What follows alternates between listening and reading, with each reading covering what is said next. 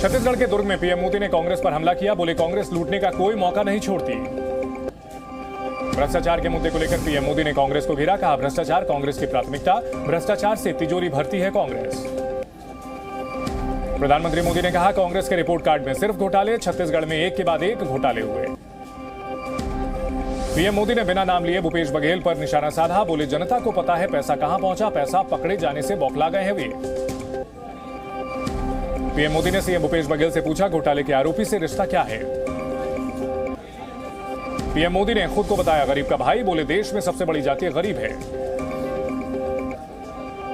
PM Modi के जाति वाले बयान पर राहुल गांधी का पलटवार। कहा पीएम ने कहा कि सिर्फ देश में गरीब जाति है, फिर पीएम खुद को ओबीसी क्यों कहते हैं।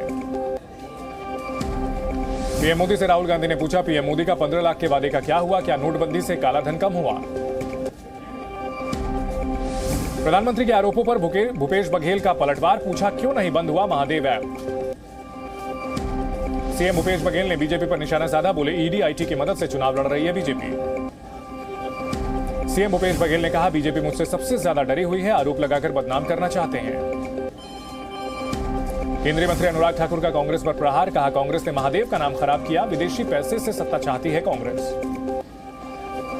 अनुराग ठाकुर ने बघेल सरकार को घेरा। बोले भ्रष्टाचार में डूबी है बघेल सरकार। छत्तीसगढ़ के सीएम भूपेश बघेल पर ईडी के दावों को लेकर बीजेपी का हमला। केंद्रीय मंत्री स्मृति ईरानी ने कहा आरोपों का जवाब दे CM Baghel. Mahadev betting app घोटाले में स्मृति ईरानी ने सीएम भूपेश से पूछा कांग्रेस नेताओं ने कितने रुपए लिए।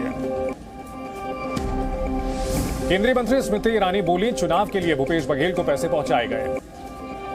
स्मृति ईरानी ने कहा ईडी के अनुसार बघेल को 508 करोड़ मिले। बघेल का सत्ता में रहकर सट्टे का खेल।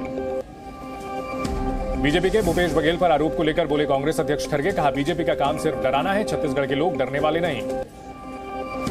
कांग्रेस महासचिव केसी वेणुगोपाल का बीजेपी पर पलटवार। बोले बघेल की छवि को नुकसान पहुंचाने की साजिश की जा रही है।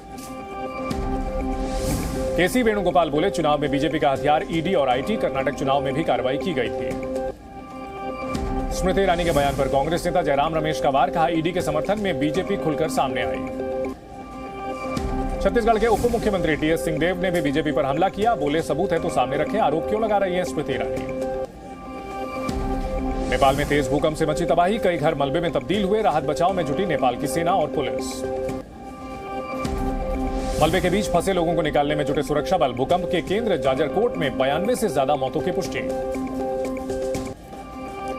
नेपाल भूकंप में 154 लोगों की मौत, कई लोग घायल। पीएम प्रचंड ने जताया दुख, अधिकारियों से बात कर घायलों को हर मुमकिन मदद पहुंचाने के आदेश दिए। जाजरकोट अस्पताल में घायल मरीजों से मिले नेपाल के प्रधानमंत्री पुष्प कमल दहल प्रचंड। घायल मरीजों से मिलकर उनका हाल जाना। पश्चिमी नेपाल के जाजरकोट और रुकुम में सबसे ज्यादा तबाही, मौतों के आंकड़े बढ़ने की आशंका। भूकंप में घायल लोगों का इलाज जारी, अस्पताल में बड़ी मरीजों की संख्या, अलर्ट पर स्वास्थ्य विभाग। नेपाल भूकंप में घायलों की संख्या में कई बच्चे भी शामिल, अस्पताल में कराया गया भर्ती। नेपालगंज में रेस्क्यू के लिए पहुंचा सेना का हेलीकॉप्टर, घायलों को अस्पताल पहुंचाने का काम जारी। नेपाल भूकंप में रिक्टर स्केल पर 6.4 की तीव्रता रही। नेपाल के दक्षिण जाजरकोट के कई इलाकों में दीवारों में आई दरार। नेपाल में बीती रात 3 बार भूकंप आया। रात 11:32 पर 6.4 तीव्रता का भूकंप आया। रात 12:14 पर और करीब 4 बजे भी भूकंप आया। नेपाल में आए तेज भूकंप से तबाही की तस्वीर सामने आई। भूकंप के चलते कई मंजिला इमारतें जमींदोज हो गई। प्रधानमंत्री मोदी ने स्केच बनाने वाली बच्ची को लिखी चिट्ठी। छत्तीसगढ़ में जनसभा में पीएम को दिखाया था स्केच। पीएम मोदी ने चिट्ठी लिखने का वादा किया था। छत्तीसगढ़ में सीएम योगी ने किया चुनाव प्रचार। छत्तीसगढ़ सरकार पर लगाया भ्रष्टाचार का आरोप। भ्रष्टाचारियों के लिए बुलडोजर तैयार। एमपी के शिवपुरी में गृह मंत्री अमित शाह ने चुनावी जनसभा को संबोधित किया। बोले बीजेपी सरकार में राज्य का विकास हुआ। मुस्लिमों को लेकर असम के सीएम हेमंता बिस्वा शर्मा का बयान। बोले हमें मुसलमान वोट नहीं देता, मैं वोट के लिए अपमानित होने क्यों जाऊं। सीएम हेमंता बिस्वा शर्मा ने कांग्रेस पर निशाना साधा। कहा मुस्लिमों को डराकर वोट लेती है कांग्रेस। कांग्रेस को गठबंधन की चिंता नहीं वाले नीतीश के बयान पर कांग्रेस अलर्ट। पार्टी अध्यक्ष खड़गे ने नीतीश को फोन लगाया। दिल्ली में प्रदूषण का कहर, कई इलाकों में AQI 500 के पार, चारों ओर दिखी धुंध की परत। दिल्ली में बढ़ते प्रदूषण से लोगों को हो रही परेशानी, सांस लेने में हो रही दिक्कत। दिल्ली में प्रदूषण को कम करने के लिए दिल्ली सरकार अलर्ट, कई इलाकों में किया गया पानी का छिड़काव। मुंबई में भी सुबह से दिखी धुंध की परत, खराब श्रेणी में एयर क्वालिटी, मरीन ड्राइव से वीडियो सामने आया। गुरुग्राम में जहरीली हुई हवा, AQI 300 के पार, बहुत खराब श्रेणी में प्रदूषण का स्तर।